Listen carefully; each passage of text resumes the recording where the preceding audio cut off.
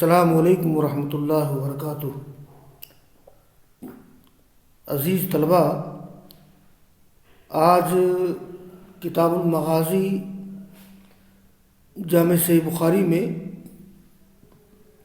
باب نمبر 38 ہے، جس کا عنوان ہے باب غزوۃ خیبر۔ غزوہ خیبر کا باب ہے۔ اس باب کے تحت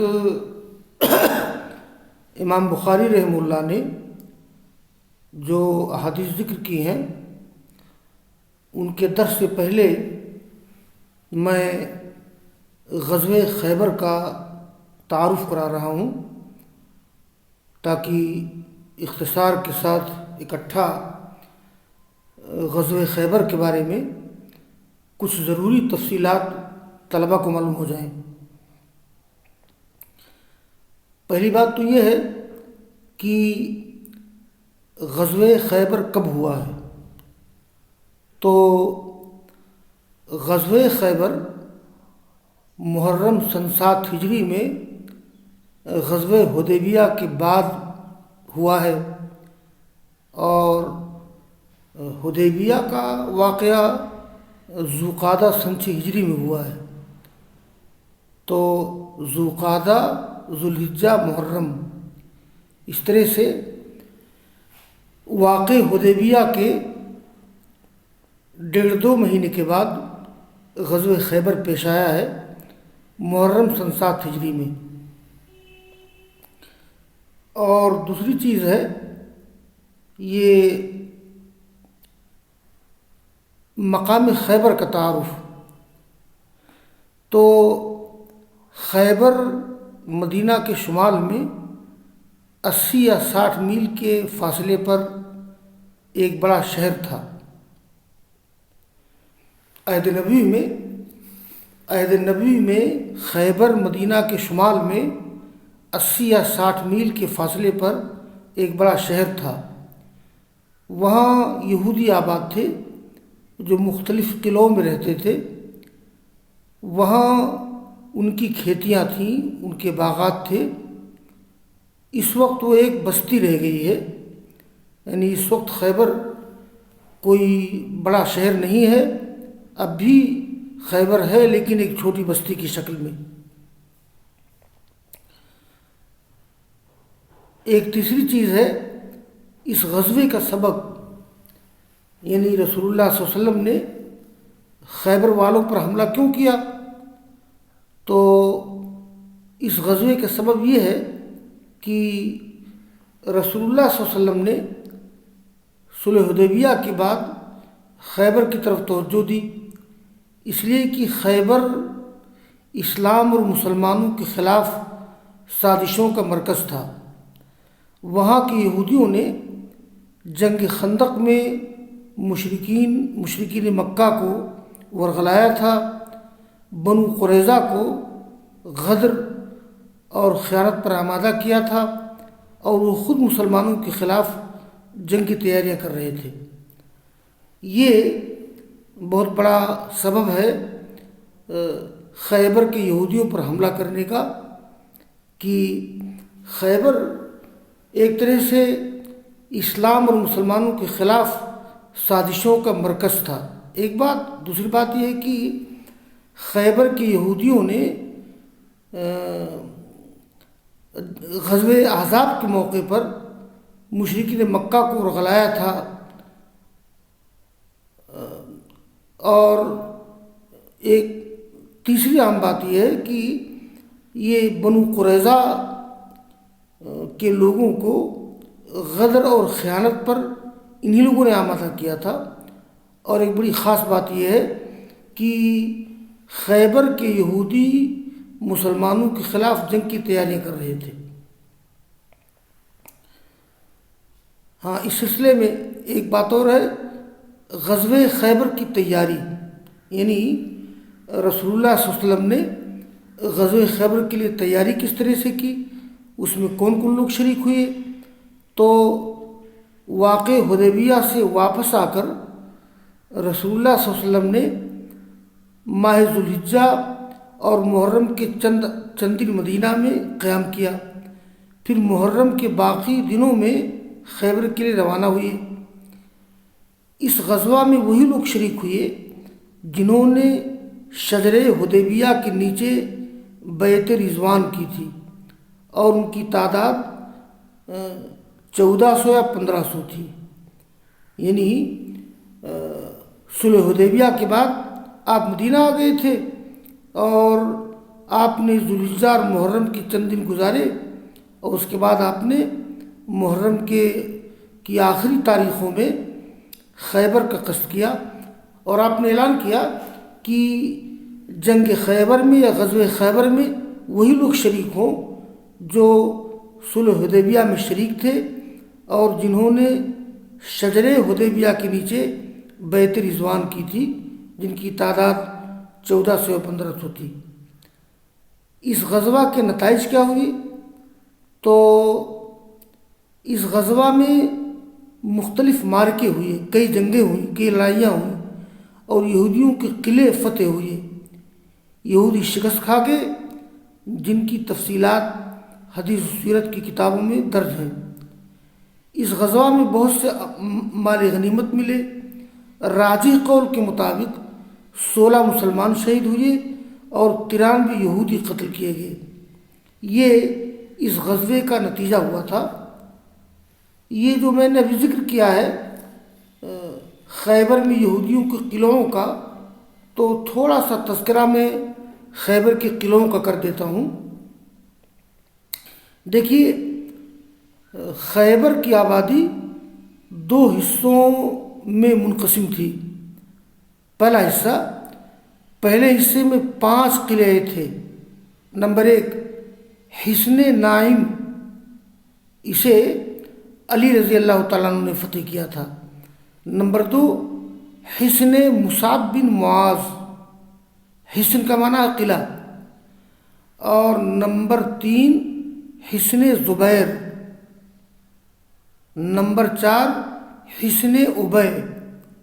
نمبر 5 حصن نزار، نون زا الف را۔ تو مقام خیبر کے پہلے حصے میں یہ مشہور 5 قلعے تھے۔ اچھا، دوسرے حصے میں 3 قلعے تھے۔ نمبر 1 حصن قموس، قاف میم واو صاد، یہ بنو نذیر کے خاندان ابو الحقیق کا قلعہ تھا۔ نمبر 2 حصن وطیح، واو تا یا ہا۔ نمبر 3 حصن سلالم۔ تو یہ دوسرے حصے میں 3 قلعے تھے۔ اچھا، ان کے علاوہ اور بھی چھوٹے چھوٹے قلعے تھے، ان کی بہت زیادہ اہمیت نہیں تھی۔ جنگ صرف پہلے حصے کے قلعوں میں ہوئی، دوسرے قلعے تھے بغیر جنگ کے مسلمانوں کے حوالے کر دیے گئے تھے۔ یہ خیبر کے قلعوں کی تھوڑی سی تفصیل ہے جس کا ہم نے ذکر کیا ہے، جس سے معلوم ہوا کہ خیبر کی آبادی 2 حصوں پر مشتمل تھی۔ پہلے حصے میں 5 قلعے تھے اور دوسرے حصے میں 3 قلعے تھے۔ یہ جو پہلے حصے میں 5 قلعے تھے، اس میں ایک قلعہ ہے قلعہ نائم، جسے علی رضی اللہ تعالیٰ عنہ نے فتح کیا تھا۔ اور جیسا کہ میں نے ذکر کیا کہ ان کے علاوہ اور بھی چھوٹے چھوٹے قلعے تھے، ان کی بہت زیادہ اہمیت نہیں تھی۔ جنگ صرف پہلے حصے کے قلعوں میں ہوئی تھی، اور بڑی خونریز جنگ ہوئی تھی، بہت معرکۃ العرا جنگ ہوئی تھی۔ دوسرے قلعے بغیر جنگ کے فتح ہو گئے، اور جیسا کہ میں نے ذکر کیا کہ اس غزوہ میں بہت سے مال غنیمت ملے۔ راجح قول کے مطابق 16 مسلمان شہید ہوئے اور 93 یہودی قتل کیے گئے تھے۔ یہ تھوڑی سی ضروری تفصیلات ہیں غزوہ خیبر کے سلسلے میں۔ اب اس کے بعد میں ان احادیث کو پڑھتا ہوں جن کا تذکرہ امام بخاری نے کیا ہے۔ دیکھیے، باب غزوۃ خیبر۔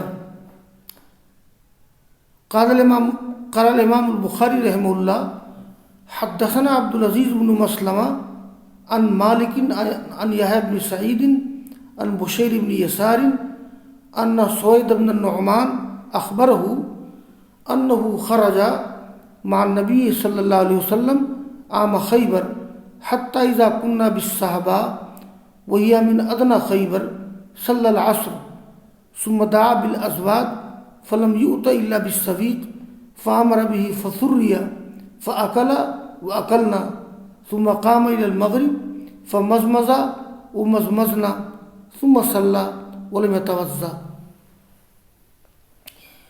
یہ اس حدیث میں بس خیبر کا ذکر ہے کہ رسول اللہ صلی اللہ علیہ وسلم کے ساتھ سوید بن نعمان نکلے تھے خیبر کے سال.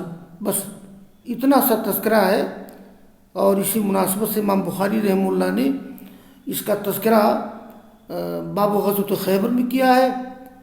تو یہ سوید بن نعمان رضی اللہ تعالیٰ عنہ نے بتایا کہ وہ نکلے رسول اللہ صلی اللہ علیہ وسلم کے ساتھ خیبر کے سال. ہو گئی مناسبت. تو وہ کہتے ہیں یہاں تک کہ جب ہم مقام صحابہ میں تھے، یہ خیبر کے قریب ایک جگہ کا نام ہے، تو وہاں رسول اللہ صلی اللہ علیہ وسلم نے عصر کی نماز پڑھی اور پھر آپ نے کھانے کے سامان منگوائے. آپ نے لوگوں سے کہا کہ کھانے کا سامان جو کچھ لے آؤ. یہ ازواد واحد زادن، ذات کے معنی کھانے پینے کا سامان جمع ازواد. تو آپ نے کھانے پینے کے سامان منگوائے. فلم یؤت الا بالسویق، تو ستو لایا گیا. ستو تھا فسریا، ستو کو گھولا گیا پانی اور شیرینی ملا کر کے. آپ نے کھایا، ہم لوگوں نے بھی کھایا. پھر آپ بڑھے صلاۃ مغرب کی طرف. آپ نے کلی کی، ہم لوگوں نے کلی کی. پھر آپ نے نماز پڑھی اور آپ نے وضو نہیں کیا. یہ کتاب الطہارہ یا کتاب الوضو میں بھی اس کا ذکر امام بخاری نے کیا ہے. اس کا مطلب یہ ہے، اس سے دو بات معلوم ہوتی ہے. ایک تو یہ ہے کہ اگر کوئی شخص پہلے سے باوضو ہے تو اور دوسری نماز کا ٹائم آ جائے تو پہلا وضو کافی ہے، تجدید وضو ضروری نہیں ہے. اس پر تقریباً تمام ائمہ اور فقہا کے اتفاق ہے، سوائے داؤد ظاہری کے. امام داؤد ظاہری کے نزدیک ہر نماز کے لیے الگ الگ وضو کرنا ضروری ہے، لیکن یہ بات نصوص کے خلاف ہے. دیکھیے، آپ نے پڑھی تھی عصر کی نماز باوضو ہو کر، اور پھر ستو کھایا، آپ نے کلی کی، اور مغرب کی نماز پڑھی، آپ نے وضو نہیں کیا. دوسری بات یہ معلوم ہوتی ہے کہ آگ پر پکی ہوئی چیز سے وضو نہیں ٹوٹتا ہے. جیسے ستو ہے، اس کو آگ پر پکایا جاتا ہے، آگ پر بھون کر کے، اور پھر اس کا آٹا بنایا جاتا ہے. تو آگ پر پکی ہوئی چیز کھانے سے وضو نہیں ٹوٹتا ہے. تو یہ پہلی حدیث ہو گئی. اور یہ دوسری حدیث ہے، قال الامام بخاری رحمہ اللہ حدثنا عبداللہ بن مسلمہ قال حدثنا حاتم بن اسماعیل عن یزید بن ابی عبید عن سلمة بن الاکوع رضی اللہ عنہ قال خرجنا مع النبی صلی اللہ علیہ وسلم الى خیبر فسرنا لیلا فقال رجل من القوم لعامر یا عامر الا تسمعنا من هنیہاتک وکان عامر رجل شاعرا فنزل یحدو بالقوم یقول. اس حدیث میں سلمہ بن اکوع کا ذکر ہے. یہ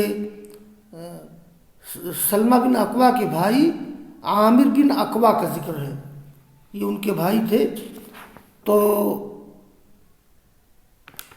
عامر بن اکوع، سلمہ بن اکوع کا ذکر ہوا ہے ابھی اس سے پہلے. یہ ذکر آیا ہے باب غزوت ذات القرد میں سلمہ بن اکوع کی بہادری کا ذکر آیا ہے. تو انہی کے بھائی تھے عامر بن اقوا رضی اللہ تعالیٰ عنہ۔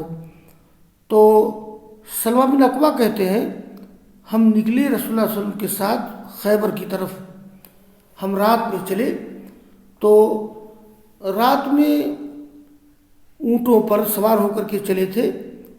عام طور پر عربوں میں رواج تھا کہ رات میں جب اونٹوں پہ سوار ہو کے سفر کرتے تھے تو خودی پڑھتے تھے، گویا ایک گیت یا ایک ترانہ پڑھتے تھے، جس سے کچھ لوگوں میں بیداری پیدا ہو جاتی تھی اور سفر آسان ہو جایا کرتا تھا، اس کو خودی بولتے ہیں۔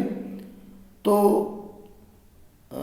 یہ ہم رات میں چلے تو لوگوں میں ایک شخص نے عامر سے کہا کہ یا عامرو الا تسمعون من ہنیہاتک، یہ ہنیہات نوادرات کے معنی میں ہے، نوادر کے معنی میں ہے، کیا تم ہمیں اپنے نادر اشعار نہیں سناؤ گے؟ تو ہنیہات جو ہے اصل میں یہ ہنیہات یہ ہنیہتن کی جمع ہے، اور ہنیہتن یہ ہنتن کی تصغیر ہے، جیسے سنتن کی تصغیر سنیہتن ہے اور اس کی جمع سنیہات لا سکتے ہیں، ایسے ہی ہنتن کی تصغیر ہنیہتن، اس کی جمع ہنیہات، یہ نوادر کے معنی میں ہے۔ یا عامرو الا تسمعون من ہنیہاتک، کیا تم ہم کو اپنے نوادر نہیں سناؤ گے؟ اور ایک نسخے میں ہے الا تسمعون من حناتک، یعنی حنتن کی جمع حنات، تو حنتن کی جمع حنات اور حنتن کی تصغیر ہنیہتن، اس کی جمع ہنیہات۔ تو بعض نسخوں میں بغیر تصغیر کے ہے، یہ تصغیر کے ساتھ ہے۔ یا عامر الا تسمعون من ہنیہاتک اے من نوادرک، تو ہنیہات جمع ہنیہتن، وہ ہنیہتن تصغیر حنتن کا سنتن تصغیرہ سنیہتن، وفی نسخہ الا تسمعون من حناتک، یعنی حنات بغیر تصغیر کے۔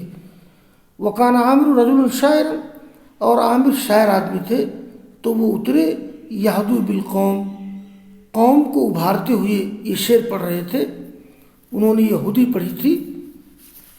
تو یہ اشعار یہ ہے اللہم لولا انت مہتدینا ولا تصدقنا ولا صلینا فاغفر فداء لک متقینا وثبت الاقدام ان لاقینا والقیا سکینة علینا انا اذا سیح بنا ابینا وبالسیاح اول علینا۔ یہ ہدی پر مشتمل یہ اشعار پڑھے انہوں نے۔ تو اے اللہ لولا انت مہتدینا، اگر تو نہ ہوتا تو یعنی اگر تیرا فضل نہ ہوتا تو ہم ہدایت کے راستے پر نہ ہوتے، نہ ہم صدقہ کرتے نہ نماز پڑھتے، یعنی ہدایت کے راستے پر ہونا، صدقہ کرنا، نماز پڑھنا، یہ اللہ تعالیٰ کی فضل و کرم سے ہے۔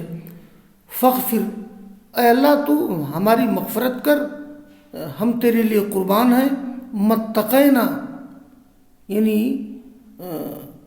یہ جب تک کہ ہم بچیں گے گناہوں سے، فاغفر فداء لک متقینا، یعنی جب تک ہم بچیں گے گناہوں سے، متقینا من الآثام، تو وثبت الاقدام ان لاقینا، اے اللہ تو ہمارے قدم جما دے، ان لاقینا الاعداء، اگر دشمنوں سے ہمارا مقابلہ ہو جائے۔ یہ لقاء العدو کے معنی ہوتے ہیں دشمن سے مقابلہ ہونا۔ والقین سکینة علینا، یہ القین میں نون طاقت خفیفہ ہے، اے اللہ تو ہمارے اوپر سکون ڈال دے۔ انا اذا سیح بنا، یقیناً ہم لوگ جب ہمارے بارے میں آواز کی جاتی ہے، یعنی ہماری مخالفت میں، ابینا ہم انکار کرتے ہیں، وبالسیاح اولو علینا، اور یہ لوگوں نے حق کے لیے آواز کے ساتھ ہمارے خلاف آواز کی ہے، وہ بھی سیاہ یعنی حق کے آواز کی وجہ سے لوگوں نے ہمارے خلاف آواز بلند کی ہے۔ یہ اویل سے مشتق ہے، اویل کے معنی شروغل کو ہوتے ہیں، سراخ و اویل۔ تو یہ سلمہ بن اکوع نے یہ اشعار پڑھے، فاغفر فداکن متقینا۔ تو یہ خودی کے اشعار ہیں۔